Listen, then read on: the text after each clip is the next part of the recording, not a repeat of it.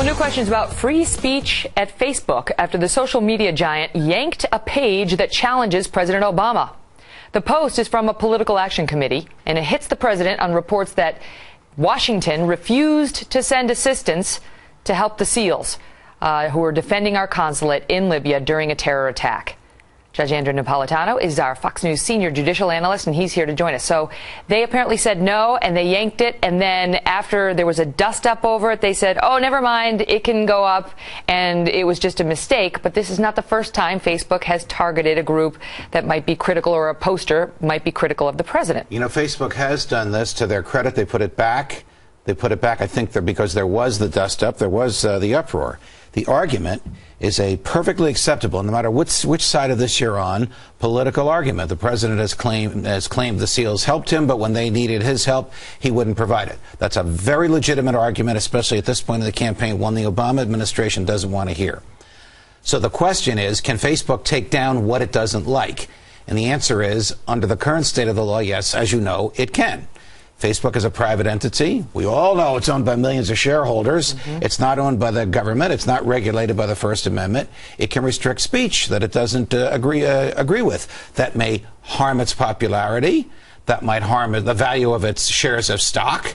That might cause a competing program or website to come into existence, but it's not against the law. And so somebody thought that this might harm Facebook by having a message posted by somebody on Facebook, not a Facebook employee, but this group of Navy SEALs that has an issue with how President Obama or the White House or the administration handled Libya. So this one guy said, that's coming down. I will be the judge, jury, and executioner. And some boss at Facebook said, actually, no, you won't. This is probably a political judgment made by them, Megan, because they do not, and none of the president's people want to discuss this issue.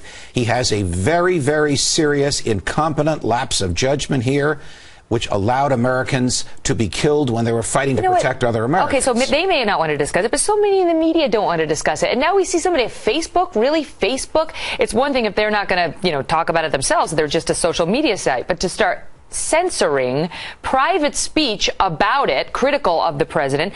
Mike Gallagher was on this show, Judge, a couple of weeks ago, 6 weeks or so, and he said he has this book about 50 things liberals love to hate, or I don't know. Here it is. Okay. 50 things liberals love to hate. There you go. Mike Gallagher. I got it right. And he said they refused to advertise it on Facebook because they said they didn't like the word hate. Then he and his publisher, Simon & Schuster, got up in Facebook's face and said, oh, so if we had a book that said, I hate broccoli, you wouldn't post it? Right. And they ultimately reversed themselves on that, too. The beauty of social media used to be, and for the most part still is, absolute freedom of speech. Let the marketplace decide what speech is acceptable. If nobody hits on it, if people delete it from their own segment, that will express their views on it. But it's not the right of the poster, of the owner of the platform to sanction speech. And it changes just your idea of what they stand for and who they are if they start doing that of one political side. Correct. But because it's private property, because they own the hardware, they can do this lawfully. There may be ramifications to it, but not in a court of law. Well, they wound up reversing themselves for the second time in recent weeks. Judge, thank you. No surprise.